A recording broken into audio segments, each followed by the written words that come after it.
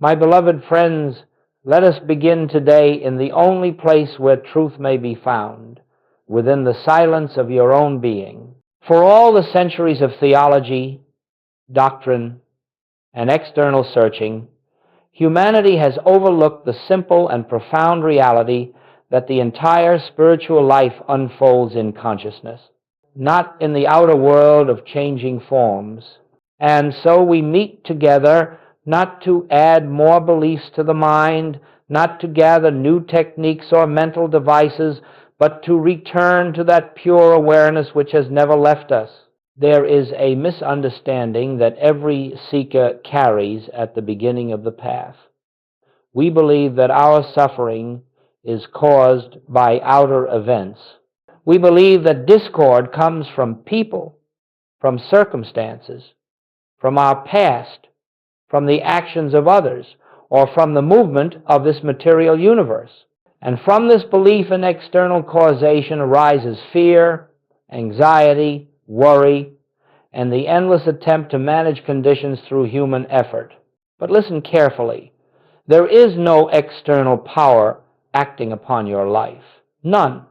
What you have assumed to be an outer cause is only the picture formed in consciousness through the lens of separation. The moment you believe that anything outside of your own consciousness has the power to give you peace or take it away, to supply you or deprive you, you have unknowingly stepped into victimhood, and victimhood is the great hypnotism of the human race. We are told that Jesus walked upon the water, healed the sick, fed the multitudes, and brought peace to the tormented mind. But the world has misunderstood the secret behind these acts. They were not demonstrations of a man manipulating the world. They were revelations of consciousness recognizing its own source, unafraid of appearances, uninfluenced by the shifting tides of sense testimony. The Master was not overcoming the world. He was seeing through it. He was abiding in the awareness, I and the Father are one. This teaching is not mystical poetry. It is a statement of your own nature. For the same presence that lived as Jesus lives as you now, the same light that guided him is the light of your consciousness. The difference is not in the presence, but in the recognition. And so today we begin a quiet but extraordinary journey. A journey from victim consciousness into Christ consciousness, from believing ourselves subject to conditions, to recognizing ourselves as the very presence of God expressing itself as individual being. You will discover that nothing external binds you. Only the beliefs you hold in consciousness maintain the illusion of bondage. Suffering does not come because God withholds good, nor because the world is against you, nor because destiny has written an unfortunate script. Suffering comes solely from misidentification, from forgetting who you are, and from believing that what appears to confront you has power. In this hour, let us look gently and honestly at the hidden blocks that obscure the truth of your being, not to condemn ourselves, but to lift the veil that hides reality from our sight. For these blocks do not belong to you. They belong to the universal human belief in separation. And once they are seen clearly, they begin to dissolve of their own accord. The spiritual path is never about changing the outer picture. Goldsmith taught again and again, we are not in the business of improving humanhood, but of awakening from it. The moment you try to fix the world, you remain bound to it. But when you recognize the Christ within, you discover that the world has no power over you at all. Let your heart be still. Let the mind rest. For what we are about to examine is not philosophy and not metaphysics, but the living truth of your own identity. If you will walk with me in openness and receptivity, you will see that the transition from victimhood to freedom does not require struggle. It requires only recognition of that presence, which is closer than breathing, nearer than hands and feet, the very life of your life. And now, as we enter the deeper waters of this teaching, Let us approach the first and greatest block that binds the seeker to fear and limitation. Let us settle quietly now, for we are about to touch the root of nearly all human fear. And if this one error dissolves in your awareness, you will find the entire structure of victimhood collapsing with it. There is no bondage deeper than the belief that God exists somewhere outside of you, and no freedom greater than the recognition that God is the very essence of your own consciousness. Now listen gently, not with the mind that analyzes, but with the heart that knows. Every form of begging, pleading, supplicating prayer arises from the assumption that God is out there, that God is separate, distant, withholding, or perhaps reluctant, that you must convince, persuade, or please Him in order to be cared for. This is the oldest illusion of the human race. It makes the individual feel small, powerless, dependent on outer mercy, a creature hoping for a moment of divine attention. But this is not the teaching of the Christ. This is not the realization of Jesus. This is not the truth. Joel Goldsmith dedicated his life to revealing, for Jesus never prayed to a God somewhere. He communed with the presence that lived as his very being. He said, "The Father within me, He doeth the works." Not above me, not beyond me, within me. Here, in the secret chamber of consciousness, where no form exists, where no separation can be conceived. And so long as you imagine God as an external power, you will live in a state of spiritual childhood, waiting, hoping, pleading, or fearing. You will live as one without a center, without authority, without inner grounding. You will live as a victim of circumstances, because the moment God is outside you, power is outside you as well. But hear me now. God is not a power outside of His own creation. God is the life of you. The awareness with which you are listening at this moment, that is the activity of God as your consciousness. The human mind struggles with this. It says, surely God cannot be this close. Surely I must reach Him. Surely I must prove myself worthy. But this is the mind that believes in separation and therefore believes in distance. Distance is always an illusion. Separation is always an illusion. All the while, the truth stands quietly, unchanged. You are never for a single instant separated from God, for God is not an object. God is presence. God is mind. God is being. God is the invisible essence that is right where you are, as the you that you truly are. You have been taught to pray to a God who is somewhere else. But true prayer is the opposite of reaching outward. True prayer is the recognition of what is already present. Sit quietly for a moment here now and notice that awareness is present without your effort. Notice that you are conscious, and realize that this consciousness is not personal, it is not privately owned. It is the infinite presence of God expressing itself as your individual being. When you pray, you are not calling on a distant deity.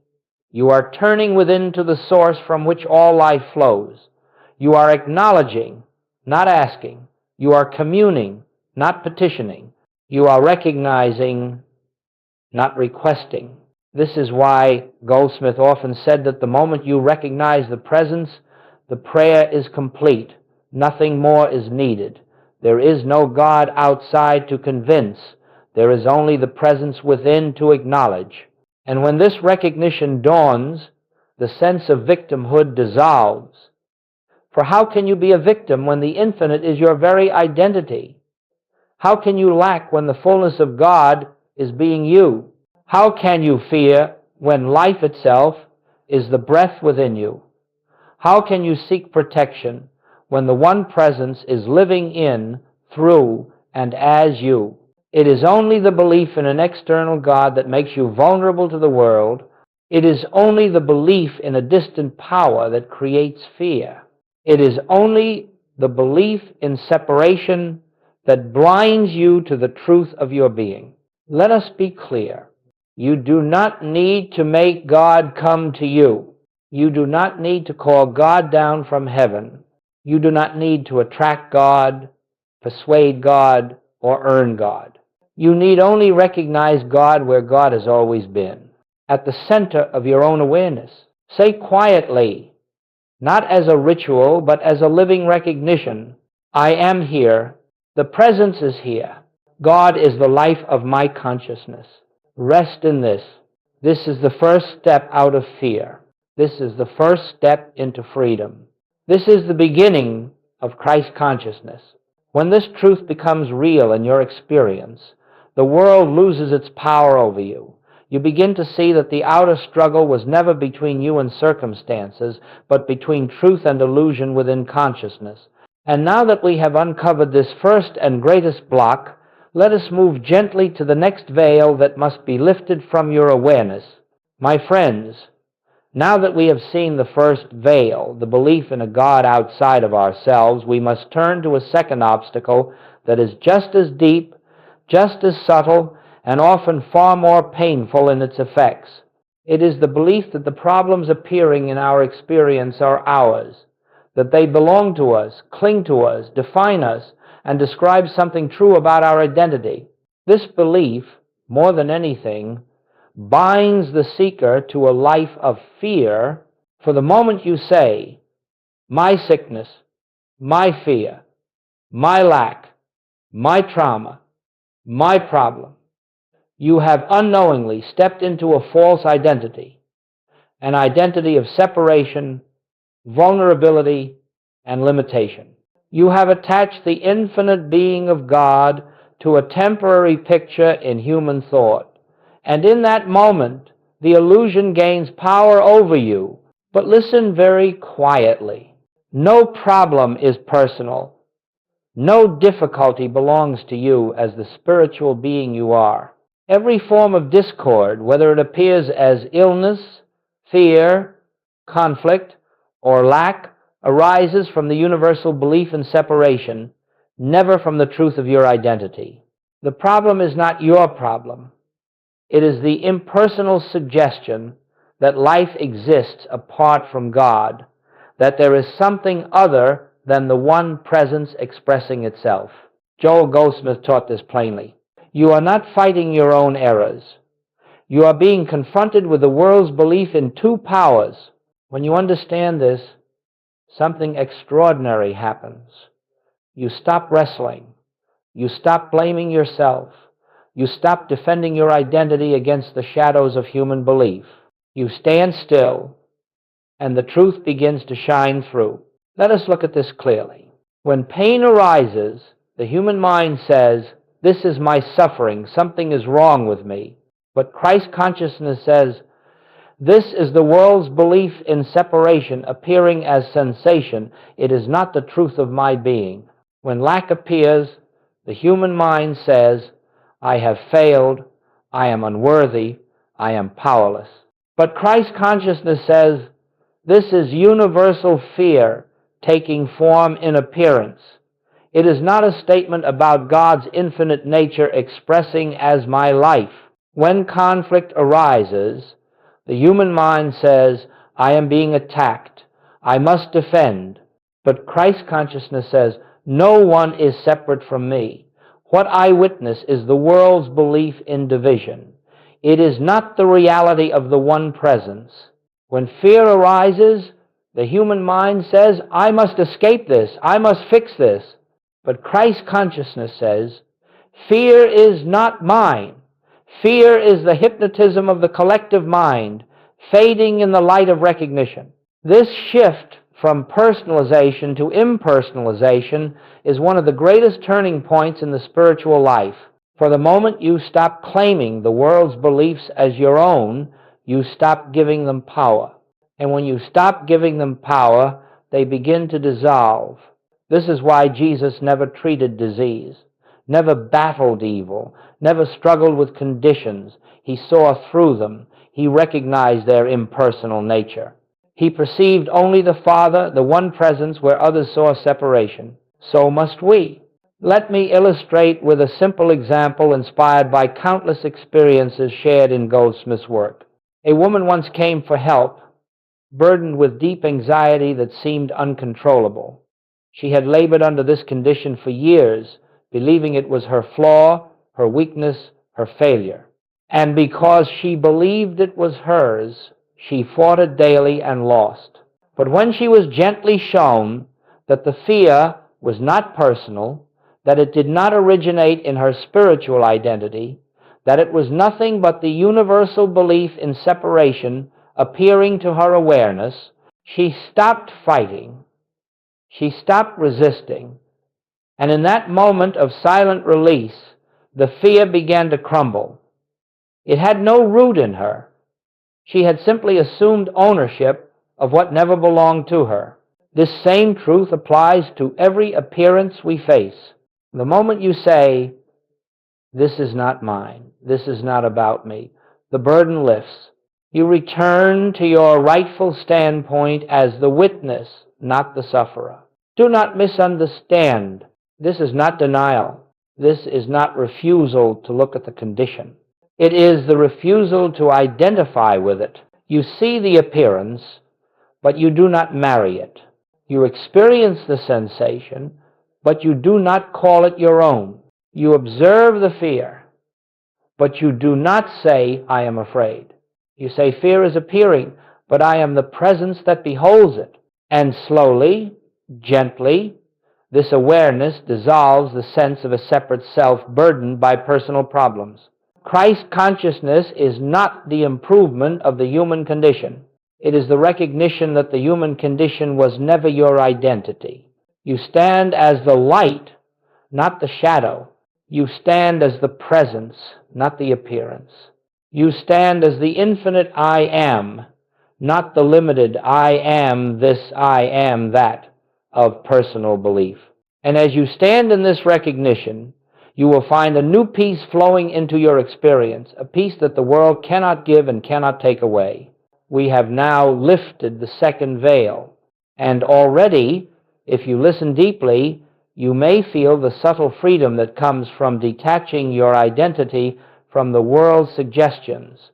But there is still another powerful hypnotism to face, one that every seeker must learn to see through. Now, let us come to one of the most persistent obstacles on the spiritual path, the powerful pull of the senses.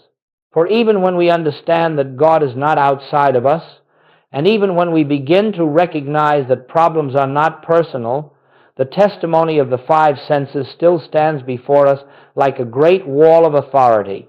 We look at the world through eyes that see only form.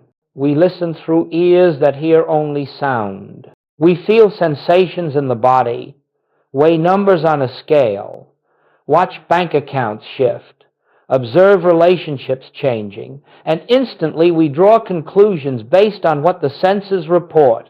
But hear me quietly now. Sense testimony is not spiritual truth. It is only the picture faith of the material world appearing to you as though it were real. This is the great hypnotism of human experience. The senses report appearances, and the mind accepts them as reality. But reality, true reality, is not seen with the eyes, nor heard with the ears, nor felt with the body. Reality is revealed in consciousness, in that silent inner awareness where God speaks as presence. Every discord in your experience begins with this one acceptance. I believe what my senses tell me. And the moment you grant absolute authority to the senses, you hand over your peace, you stake your identity on what is visible and measurable. You surrender your stability to circumstances that rise and fall like waves on the sea. If the body feels weak, the senses say there is danger. If money is low, the senses say there is lack. If conflict arises, the senses say there is separation. If fear stirs within, the senses say you are threatened. And so long as you believe these reports, you remain bound to the conditions they present. But Christ consciousness, the awareness Jesus lived from, was not governed by appearances. When he looked upon disease, he did not see a sick person.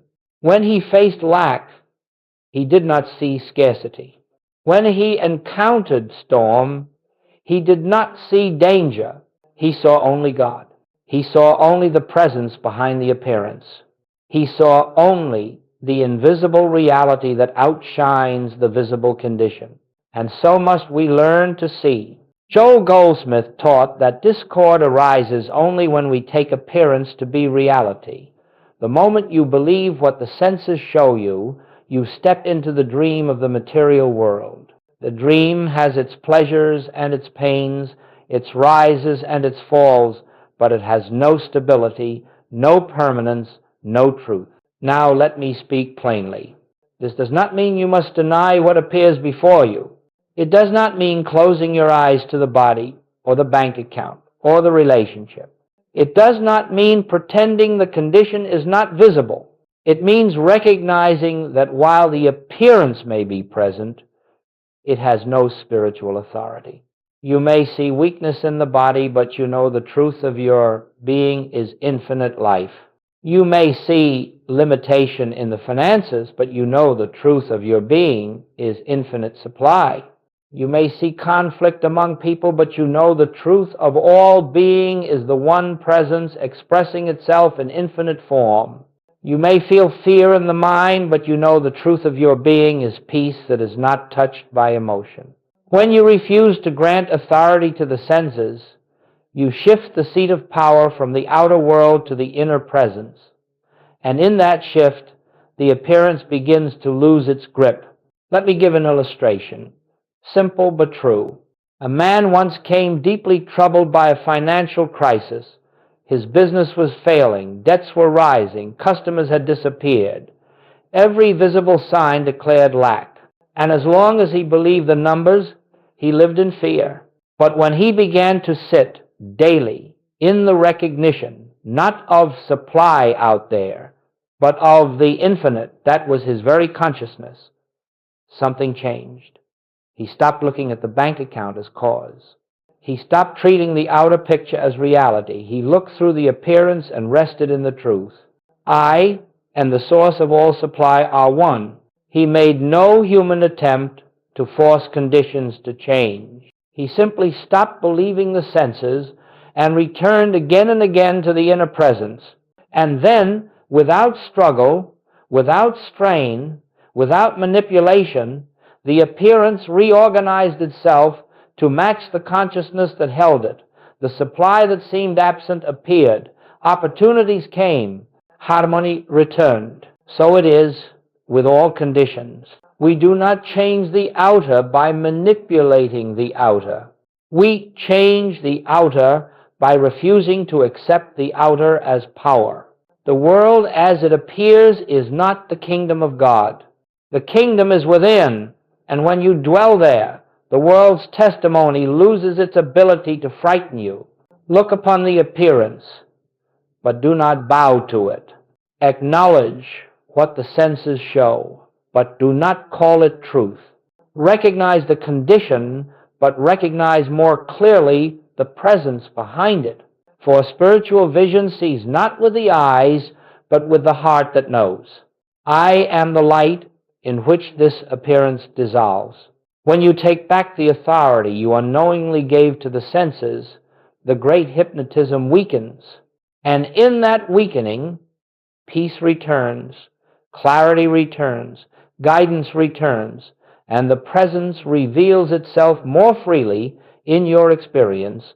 Now that we have exposed the third block, let us move gently to an even subtler one, the seeker's hunger for dramatic experiences, visions, or signs, which unknowingly keeps him from the quiet certainty of realization. Now we come to a very subtle block, one that appears spiritual, feels spiritual, and is often celebrated by the world as progress, yet it quietly prevents the seeker from realizing the presence already within. It is the desire for spiritual experiences, visions, signs, sensations, mystical fireworks, sudden breakthroughs, emotional ecstasy, dramatic demonstrations, and proofs that something is happening. To the human mind, this hunger feels noble. It says, if I could only see a sign, then I would know. If I could feel a surge of energy, then I would believe. If I could witness a miracle, then my faith would be complete. But listen carefully. The desire for experience is the ego's last disguise. It is the subtle clinging to personal will, personal achievement, personal attainment. Now that we have exposed the third block, let us move gently to an even subtler one, the seeker's hunger for dramatic experiences, visions, or signs, which unknowingly keeps him from the quiet certainty of realization. To the human mind, this hunger feels noble. It says, if I could only see a sign, then I would know. If I could feel a surge of energy, then I would believe. If I could witness a miracle, then my faith would be complete. For what is behind the longing for signs? It is the assumption that the presence is not already here. It is the belief that God must prove himself. It is the hidden conviction that I have not yet arrived, or I need something spectacular to validate the truth. Joel Goldsmith often cautioned his students, the more subtle the revelation, the more genuine it is, the more quiet the unfolding, the more deeply rooted it becomes. The more inward the recognition, the more permanent its effect. The human mind craves drama. Spirit speaks in silence. The human mind wants proof. Spirit reveals itself as the very awareness observing the desire. The human mind demands sensation. Spirit whispers, be still and know that I am. Let me speak plainly. Every time you seek an outer confirmation, a sign, a feeling, a dramatic moment, you turn away from the unchanging presence already within. You exchange the infinite for the temporary. You replace the real with a fleeting appearance, and even when a dramatic experience occurs, it does not satisfy. For the seeker begins chasing the next one, and then the next one. Spiritual life becomes a cycle of pursuit, not a state of peace. Consider this. Jesus said nothing about seeking visions. He did not instruct his disciples to chase mystical sensations. He never told anyone to wait for fireworks. He said simply, the kingdom of God is within you. Not outside, not in the sky, not in visions, not in supernatural displays. Within, in the silence of being. Joel Goldsmith lived this truth deeply. He repeatedly warned. He said simply, the kingdom of God is within you. Consider this. Jesus said nothing about seeking visions. He did not instruct his disciples to chase mystical sensations.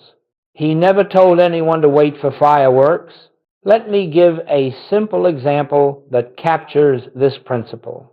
A sincere student once confessed that she spent hours waiting for a surge of energy in meditation, imagining that such a feeling would indicate God's presence. When none came, she felt discouraged, believing she had failed. But after being instructed to release all expectation and sit in pure stillness, not as a technique but as recognition, something shifted, not dramatically, not sensationally, but quietly. A deep peace arose, subtle yet steady, without any accompanying vision or force. And in that peace came the unmistakable awareness of God, not as feeling, not as event, but as presence.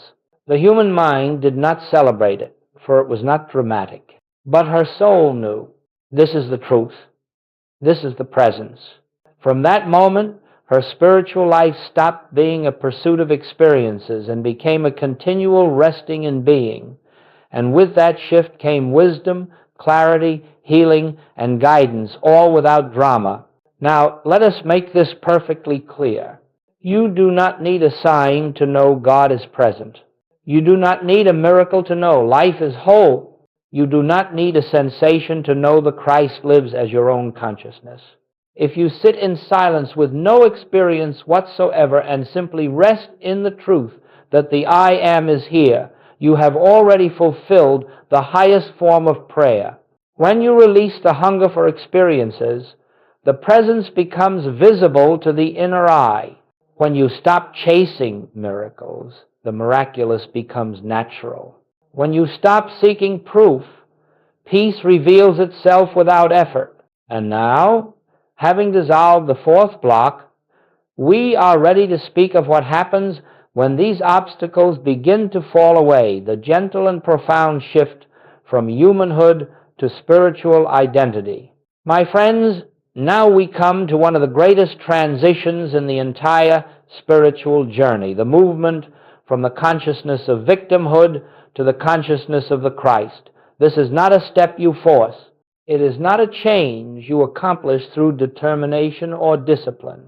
It is a gentle dawning, a gradual unveiling that occurs as the obstacles we have addressed, externalizing God, personalizing problems, trusting appearances, seeking experiences begin to dissolve from the mind. It is not that you acquire something new. It is that you drop what was never true. It is not that you become spiritual. It is that you stop believing you were ever anything else. Victimhood is the natural state of the human mind. The human mind sees itself as small, vulnerable, reactive, and dependent on conditions. It interprets every disturbance as a threat, every challenge as a burden, every change as loss. Human consciousness says, life happens to me. People control my peace. The world determines my safety. My body determines my well-being. My past defines my present. But listen quietly. This is the dream. This is the hypnotism. This is the false self. The Christ, the true identity, knows nothing of victimhood. The Christ is not a religious figure, not a historical personality, not a supernatural entity.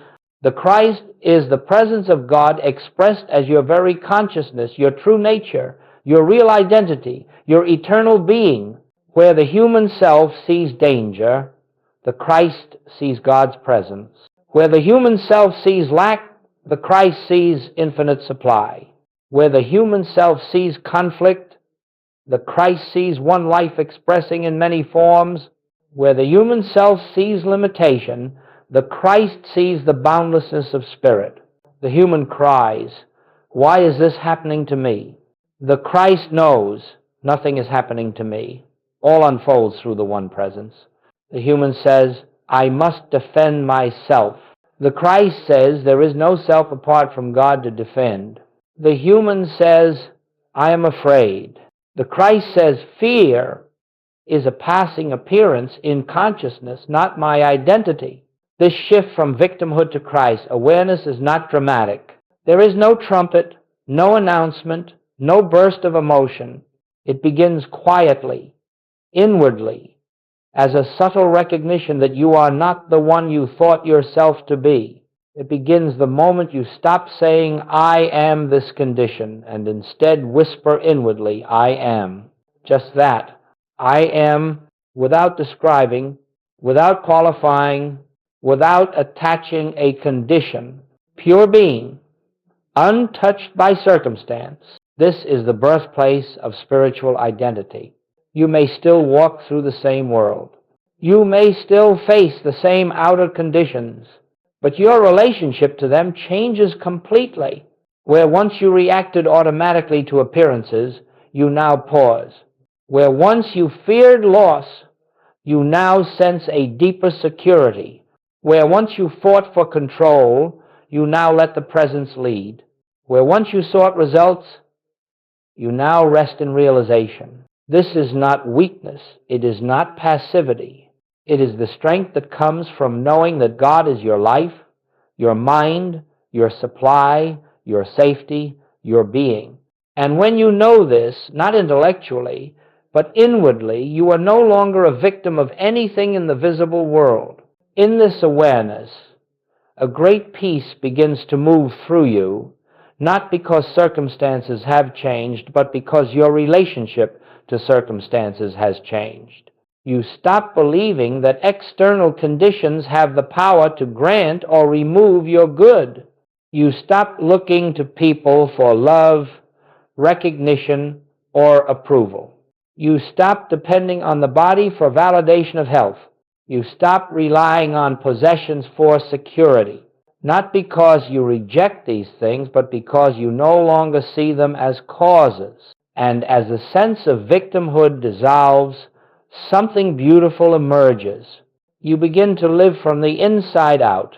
You begin to move through life as an instrument through which the presence expresses itself. You begin to respond instead of react. You begin to see others not as opponents or obstacles, but as expressions of the same one life. Even conflict appears differently. The person who once offended you is now seen through the lens of impersonal truth. Someone like you, caught temporarily in the dream of separation. Forgiveness becomes natural, not as a moral effort, but as a recognition of what is real.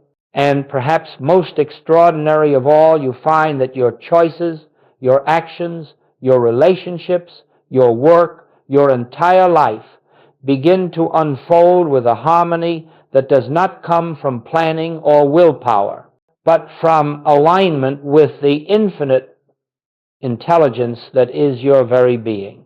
Victimhood collapses not because you fix your problems, but because you stop identifying with the one who has them.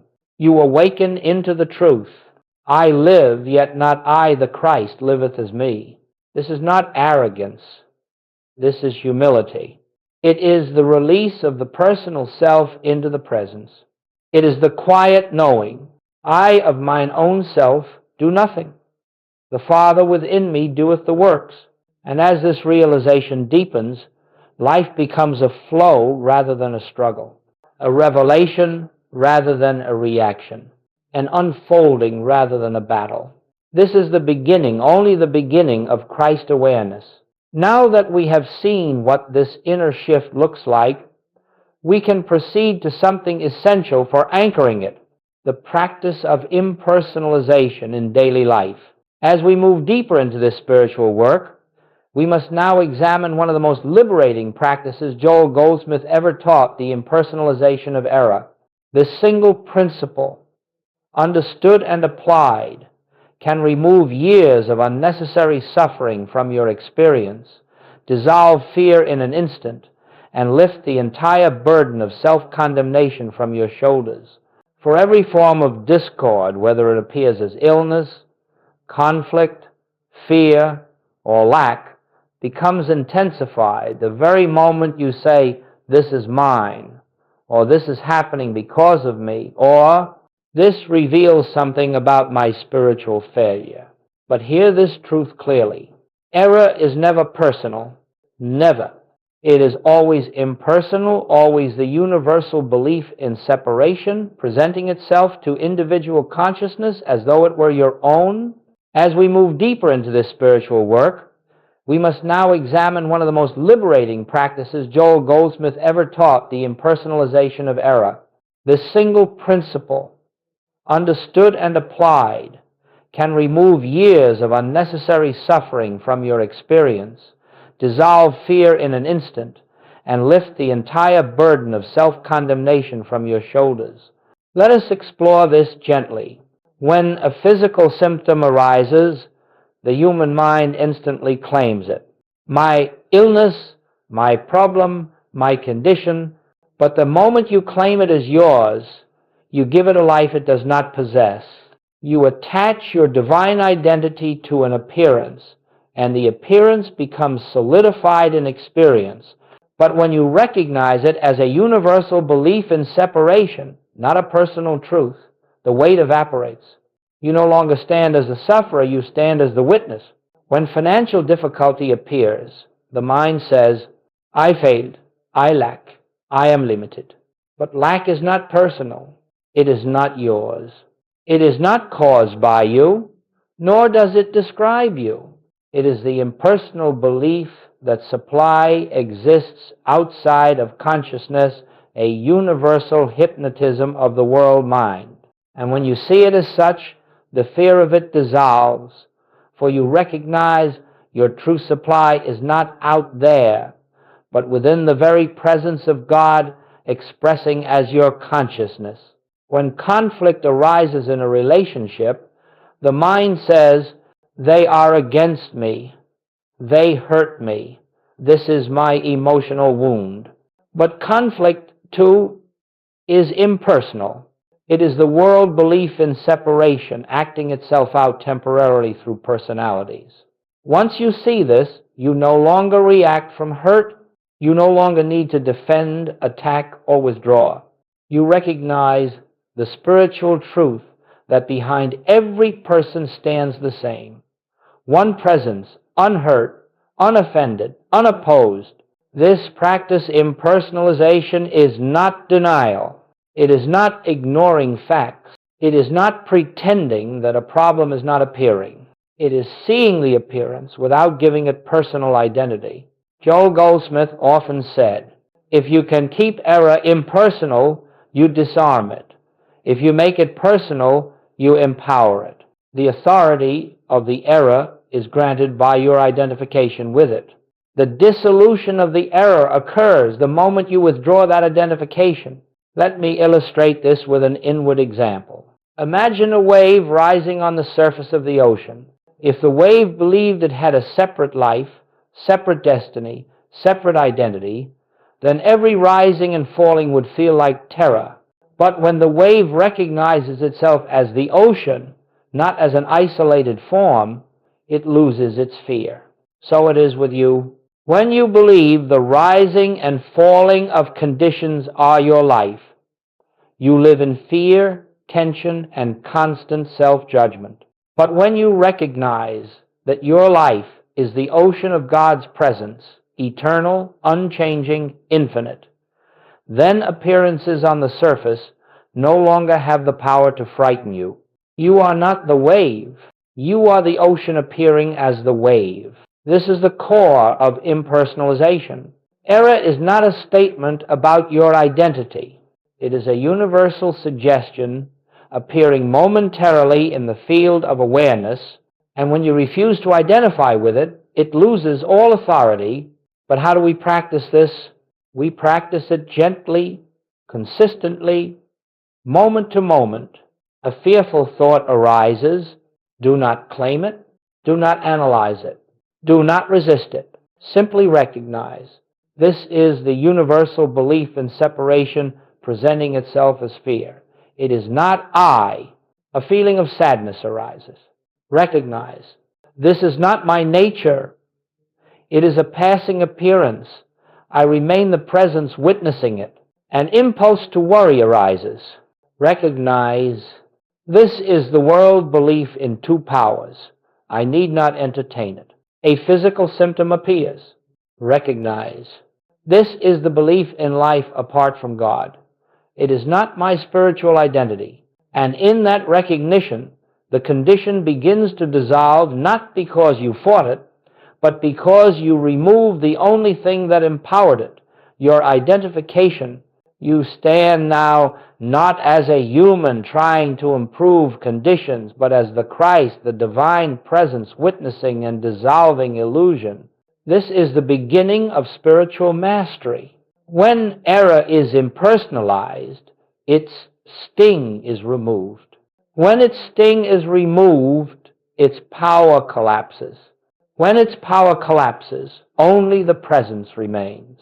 And when only the presence remains, harmony naturally unfolds. Now that we have learned to strip error of its false identity, we must take another step. We must learn to listen, to truly listen to the still small voice within.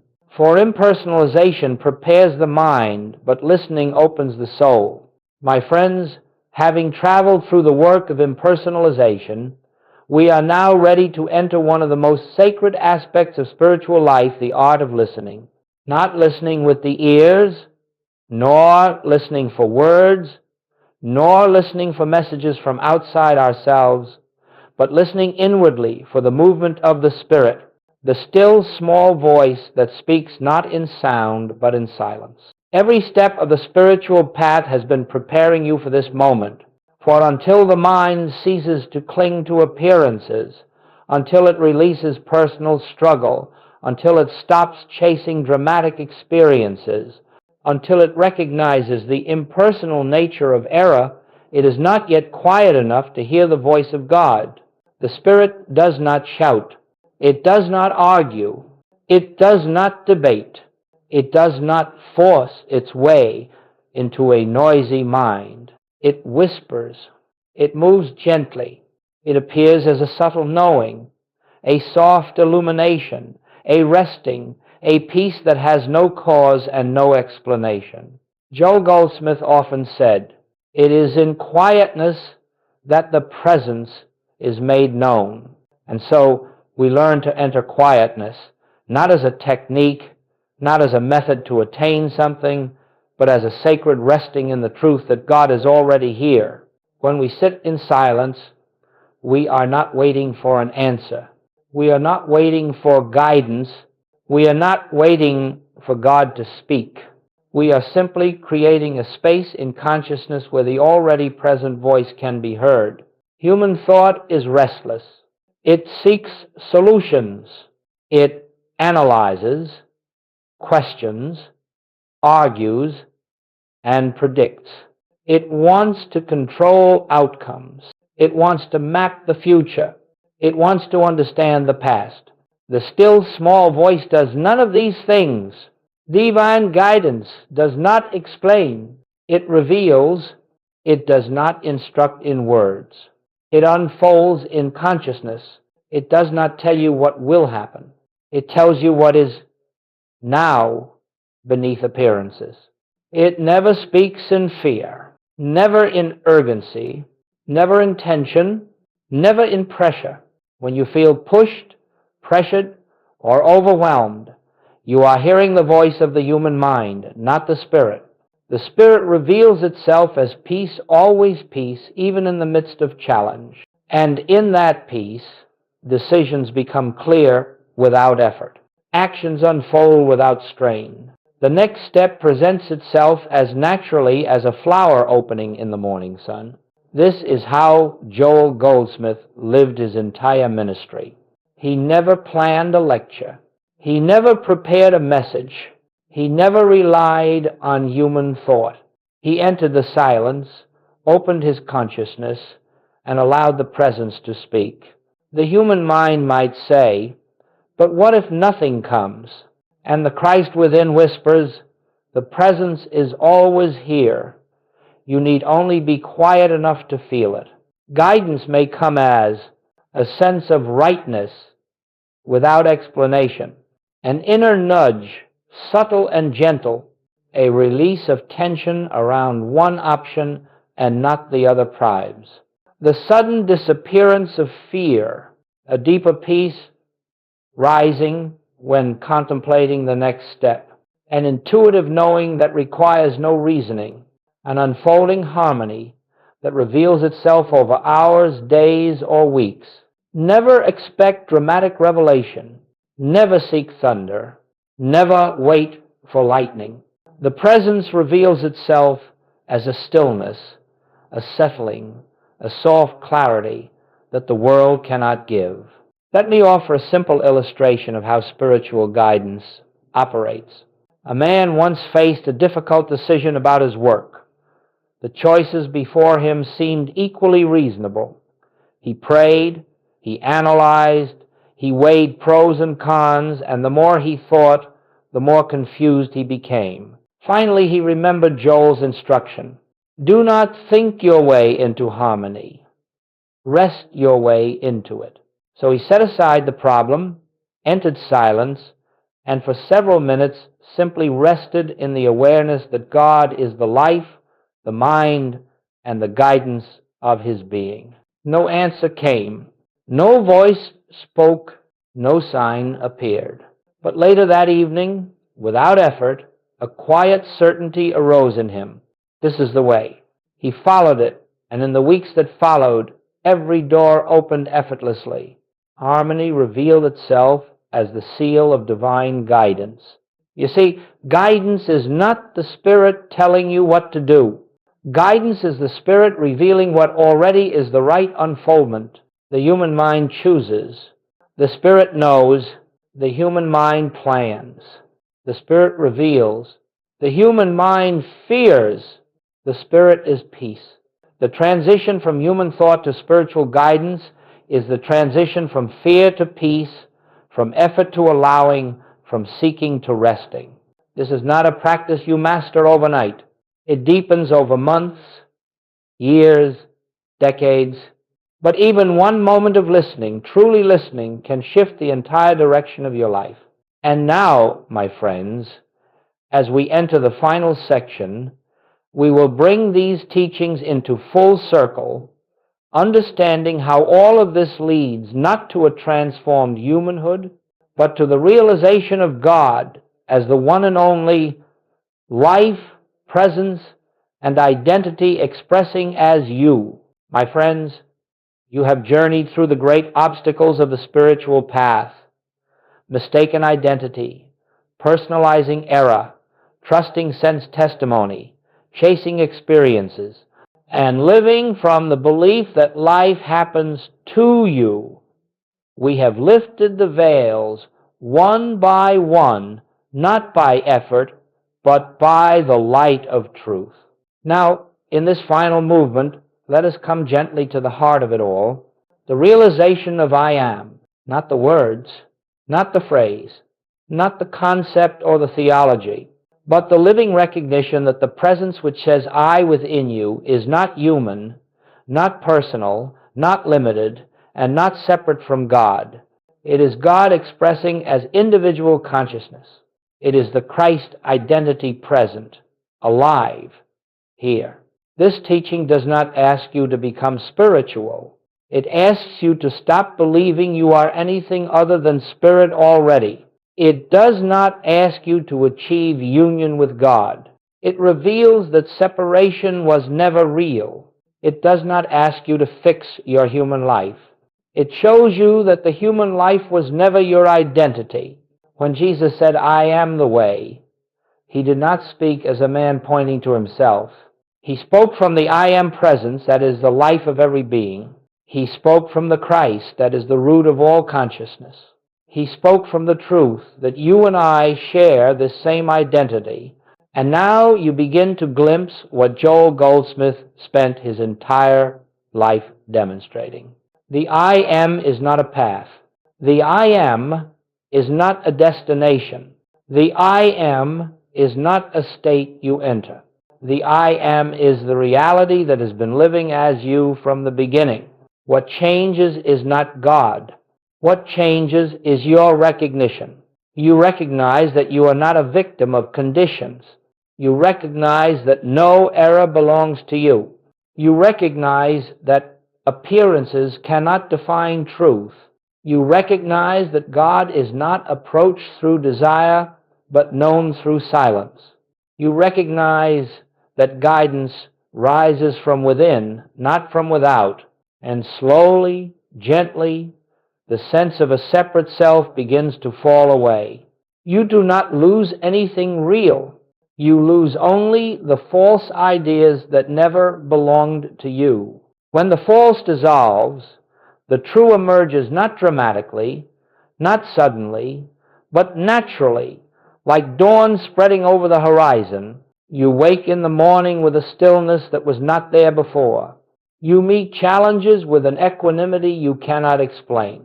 You interact with others from a place of inner fullness, not need. You find guidance arising without effort. You discover supply flowing without fear. You experience health revealing itself without struggle, not because you made any of these things happen, but because the presence that is your life began to express itself without obstruction. This is the real meaning of spiritual demonstration, not changing outer conditions, but revealing the inner truth, not manipulating appearances, but recognizing the one presence.